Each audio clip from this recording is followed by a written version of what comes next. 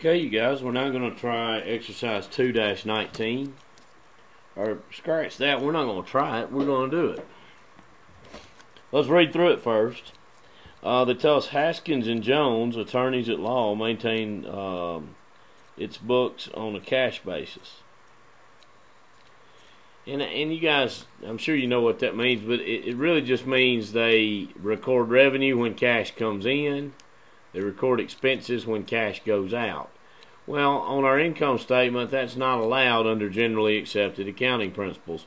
We use the accrual basis of accounting, recording revenues in the period in which they're earned, and then matching the expenses in the same period as the revenues they relate to, or in the same period as the revenues they helped us to earn. Okay, so here they go on to say, during 2016, the company collected $545,000 in fees from its clients and paid out $412,000 in expenses. That probably, in my mind, I think that is in cash expenses. So we already know their cash basis net income is the difference in those two numbers, $545,000 and $412,000.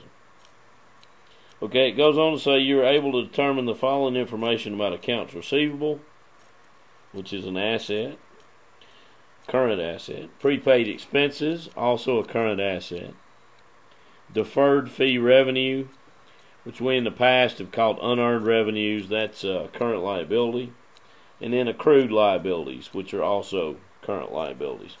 They give us information to begin and end 2016 for each of those accounts, or account types. And they also tell us depreciation expense on furniture and fixtures for 2016 is $22,000. So basically what they're doing, they give us the cash basis net income number, and they want us to convert that to the accrual basis net income number. Well, that could be kind of hairy, except unless you know one thing, then it becomes really easy. If you remember back to, I believe we looked at it in managerial accounting, we studied the statement of cash flows. Well, that first section of the statement of cash flows, we calculated net cash flow from operating activities. Well, that number is really just cash basis net income. So remember, we had some things, when we started there in managerial accounting, we started with net income on the accrual basis of accounting. Had some items to add and some to deduct to come to net cash flow from operating activities, which is essentially net income on the cash basis. So here's what we did there. Let's look at it.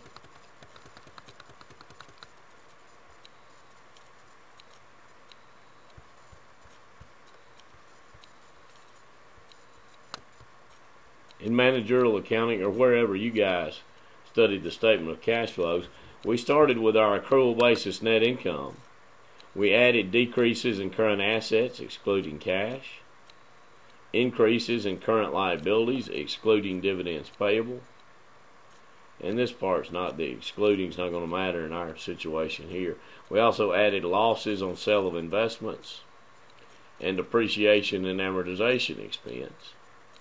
Then we deducted increases in current assets, excluding cash, decreases in current liabilities, excluding dividends payable, and gains on sale of investments. We added those items and deducted those items to go from accrual basis net income to the cash basis net income, which we called net cash flow from operating activities. Okay, you might be figuring out already where we're going with this. They've now, in this problem, they've given us the cash basis net income, which is the same thing as net cash flow from operating activities. Okay, they're giving us that number, and they want us to get to the accrual basis net income number. So all we got to do is flip this thing around.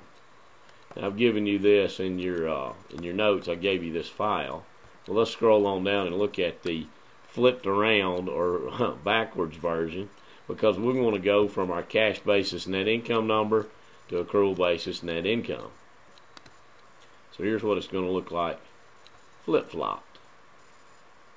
As politicians like to say. Okay. We're going to start with cash basis net income, add some items, deduct some items, and come to accrual basis net income. I'm going to do this on an Excel spreadsheet though. So let's start with our cash basis net income. Okay, so we're going to start with our cash basis net income and work our way to our accrual basis net income. Alright, to get cash basis net income, they give us cash collected is $545,000 minus cash paid out of $412,000. And that's given there in the problem. Company collected $545,000 in fees, paid out $412,000 in expenses. So there's your cash basis net income. We want to convert that down to the accrual basis net income. So let's go back to our Word document. We want to add increases in current assets, excluding cash. Well, we got three current assets here. We got accounts receivable, prepaid insurance, and prepaid rent. Well, the only one that increased, so the only one we'd need to add would be prepaid insurance. Increase in prepaid insurance. So let's do that one. We had an increase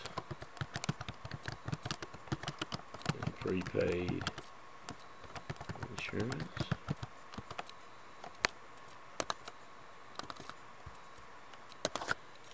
And the increase was, which we'll add, the increase was $1,500,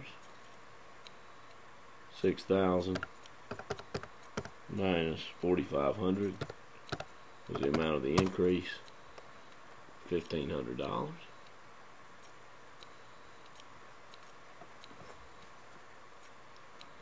Okay, now by that same logic, let's go back. We want to deduct decreases in current assets. Well, our other two decreased, accounts receivable and prepaid rent. So those are both decreases in current assets. They're going to get deducted in this conversion.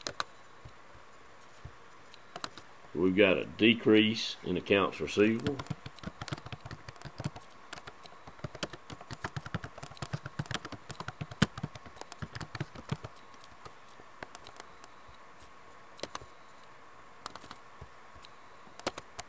Alright, how much was the decrease? Well, it went from $62,000 down to $55,000, so we'll say $55,000 at the end of the year minus the $62,000. Since we want to deduct this number, that'll make it negative.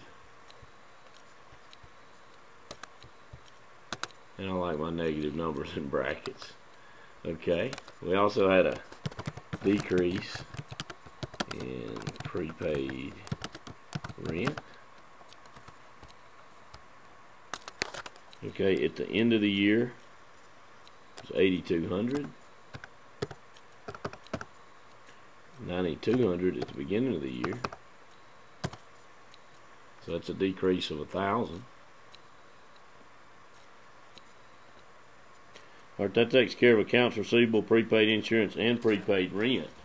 Let's look at how we handle our current liabilities.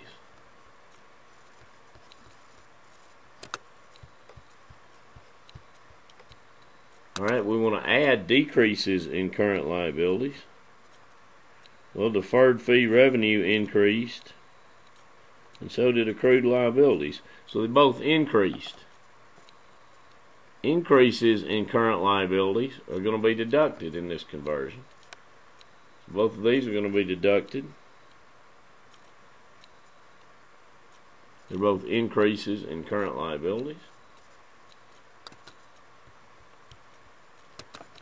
So this is an increase in deferred fee revenue.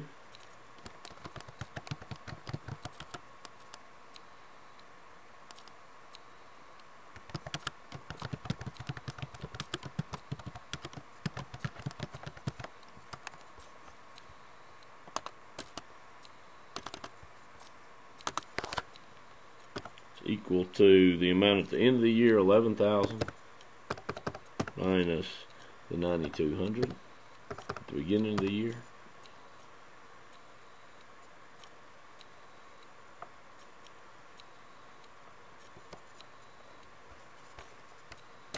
However, we want to deduct those, so I'll put it in backwards.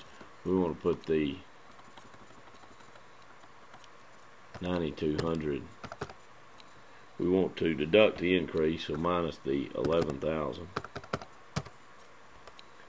It's an increase in deferred fee revenue of 1,800. We got an increase. We have an increase in accrued liabilities as well.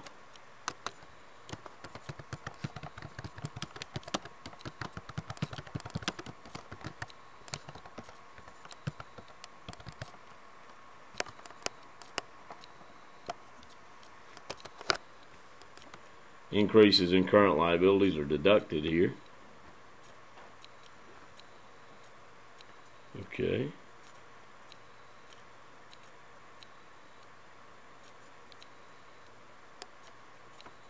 So equals 12,200 at the beginning of the year minus our amount at the end of the year, the 15,600. We want to deduct that increase, 3,400. And then if we go back to our sheet,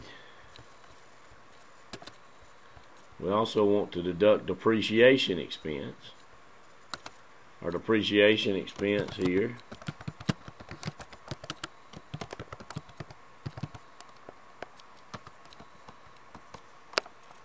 is $22,000. Alright, so now I think all we need to do is just sum this column. Let's see how it comes out. We get 99,300, which is our accrual basis net income. Now I'm just going to do this. It's a little formatting thing that I like to do. Single line above my total and a double line underneath. So you guys, we just went backwards. You're accustomed to, on your statement of cash flows, starting with the accrual basis net income and working your way to cash flows from operating activities, which is also cash basis net income. We just flipped that chart around, and I gave you that file there on the course website. I gave you both, though, the top portion and the bottom portion. I thought it could come in handy later on. You're making this conversion, though. You're going from cash basis net income to accrual basis. You'd use this chart. If you're going from accrual basis net income to cash basis or net cash flow from operating activities, you'd use this information or formula. And again, our final answer there was at 99,300. That's our accrual basis net income. I like that one. Hope you did. And good luck with your Chapter 2 homework. It's all posted for you now on the Connect Plus site. Good luck with it, and if you have any questions, please be in touch. Thanks.